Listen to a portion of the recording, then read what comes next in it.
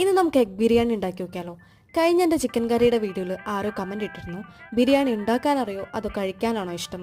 രണ്ടും ഇഷ്ടമാണ്. അപ്പോൾ നമുക്കിന്ന് എഗ് ബിരിയാണി ഉണ്ടാക്കി വെക്കാം. ബിരിയാണി ഉണ്ടാക്കാൻ ഞാൻ അത്ര എക്സ്പേർട്ടൊന്നുമല്ല, എന്നാൽ എൻ്റേതായ രീതിയിൽ ഞാനൊരു തട്ടിക്കൂട്ട് ബിരിയാണിയാണ് ഇന്ന് ട്രൈ ചെയ്യാൻ പോകുന്നത്. അപ്പോൾ എഗ് റോസ്റ്റിൻ്റെ പരിപാടി ആദ്യം തീർക്കാമെന്ന് വെച്ചു. അപ്പോൾ മസാല ഒക്കെ റെഡി ആയിട്ടുണ്ട് കേട്ടോ. ഇനി ഒരു എഗ്ഗ് നമുക്ക് അതിലോട്ട് ഇട്ട് കൊടുക്കാം. ലാസ്റ്റ് ഒരു ഫൈനൽ ഗാർണിഷിന് വേണ്ടിയിട്ട് കുറച്ച് മല്ലിയില നമുക്ക് ഇട്ട് കൊടുക്കാം കേട്ടോ. അപ്പോൾ അടുത്തതാട്ടോ മെയിൻ പരിപാടി ബിരിയാണി. അപ്പോൾ ആദ്യം നെയ്യ് ഒഴിച്ച് അതിൽ കുറച്ച് മസാല ഒക്കെ ഇട്ട് കൊടുക്കാം കേട്ടോ. പിന്നീട് നമുക്ക് ആ റൈസ് ഒന്ന് സോക്ക് ചെയ്ത് വെച്ചിട്ട് അതിലേക്ക് ഇട്ട് കൊടുത്തിട്ട് നല്ലോണം റോസ്റ്റ് ചെയ്തെടുക്കാം. ഞാനിവിടെ യൂസ് ചെയ്തിട്ടുള്ളത് കീർത്തി നിർമ്മൽ എന്ന് പറഞ്ഞ ബ്രാൻഡിന്റെ ബിരിയാണി റൈസാണ്. പാകത്തിന് വെള്ളമൊക്കെ വെച്ച് റൈസ് നന്നായി വേവിച്ചെടുക്കാം കേട്ടോ. അതിനുശേഷം ഫ്രൈഡ് ഓണിയൻസും മല്ലിയിലയും കുറച്ച് റൈസൻസ് ഒക്കെ ഇട്ടൊന്ന് ഗാർണിഷ് ചെയ്യാം.